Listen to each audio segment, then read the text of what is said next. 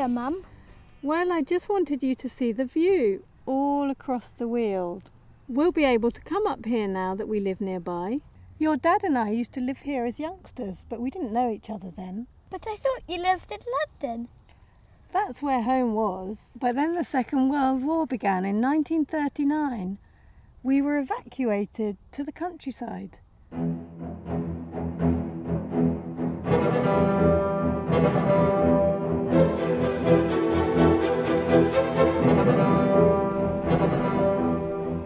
I was just a bit younger than you are now. It was decided to evacuate children from places where there might be bombing raids, take them away somewhere safer. Evacuees we were called, so hundreds and hundreds of us, children from London, came to stay with people out in the countryside. Hundreds? What, all together? Well, we arrived in big groups on the train. Then we all lined up in the village hall, and the ladies who were able to help sorted out who was going to stay where. It took a lot of organising, and it was difficult when brothers and sisters had to be split up. Why did they have to be split up? Well, people who were trying to help only had so much room to spare, and some only wanted to take girls. Why? I suppose they thought girls would be less trouble. Where did you stay? I was lucky. I was billeted with my friend Mavis.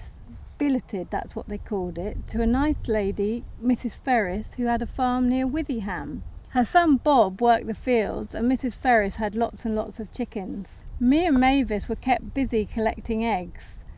There was old barns to explore. We loved it. Did you break any of the eggs? Oh, we were very careful. Food was so precious then because of the war.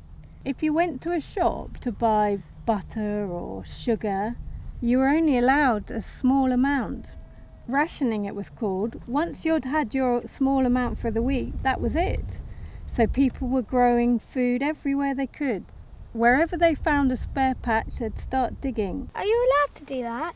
It would be different now, but then everybody was encouraged to grow food to eat. Dig for victory, they called it.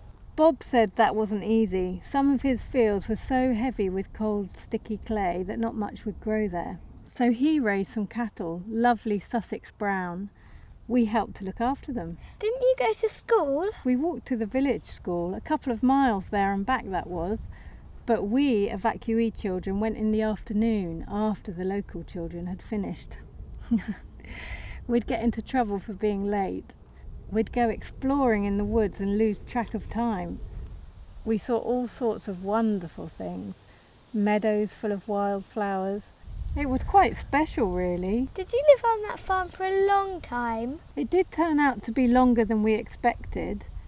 I did miss Mum, of course, but Mrs. Ferris was very kind, and she made sure we were always busy, so that helped. And every Sunday we'd have to write letters home. But I do remember he took us in his van on a trip to the seaside. That was fun. We went down to Rye. We'd never seen the sea before. So much water.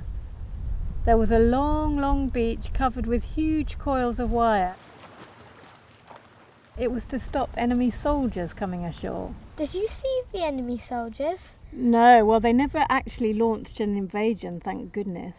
We saw plenty of enemy planes, though, fighting in the skies. Of course, our boys would be there too in their Spitfires, doing their best to stop the bombers.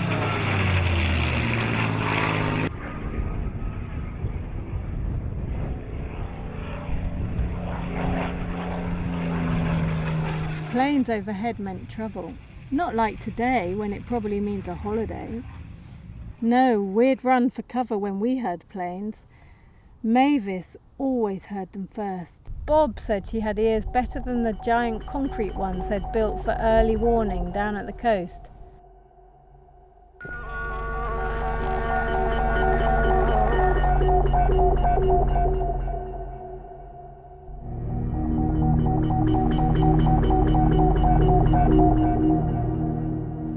He made a bomb-proof shelter out by the sheds.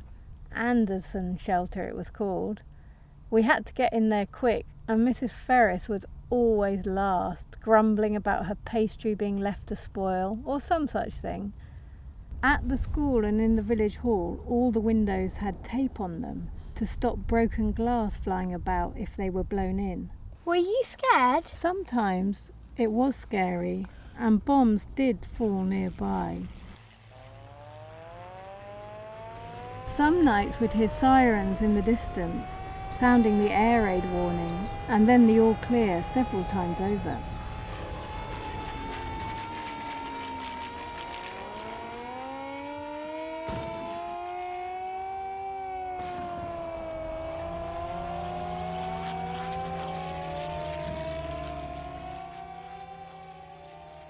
Sometimes planes came down, theirs and ours. There's a place out there on the forest called Airman's Grave.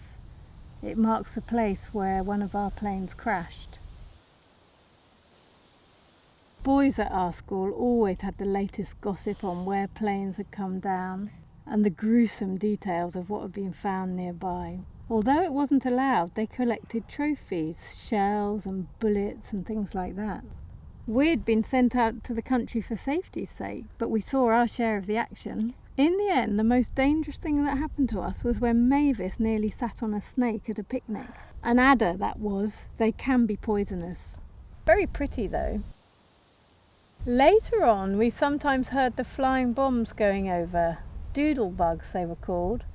That was a scary sound. But as long as it kept going, you knew it wasn't coming down to explode on you.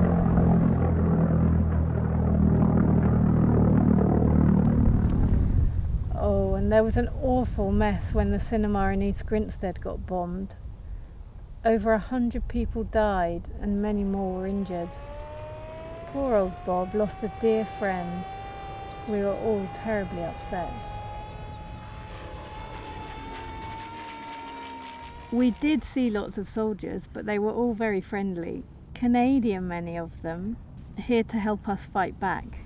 They'd spent all their time training on the forest, going up and down the lanes, sometimes with picks and shovels rather than guns. The soldiers did lots of exercises round the place, out on the hills and the heathland. Bob said that the ground wasn't good for much else, so might as well let them run around out there, digging slit trenches, doing their shooting practice, building shelters and defences.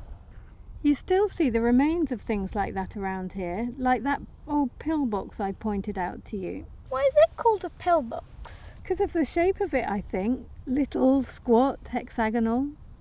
Some of the big houses with parks around them were completely taken over by the army, like at Pippingford. So now, has it all gone back to the way it was? Well, of course the countryside is basically the same underneath it all, but you can see traces of all those things that happened.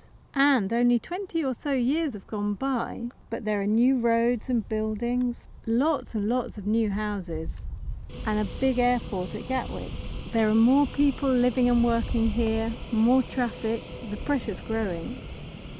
Still, I don't expect they'll build over all the countryside. It's too beautiful to disappear completely. Oh well, come on now, your dad will have been to pick up the keys. We can go and sort out your new bedroom. Can we paint it like Dad said? Yes, And can I stick up pictures? possibly.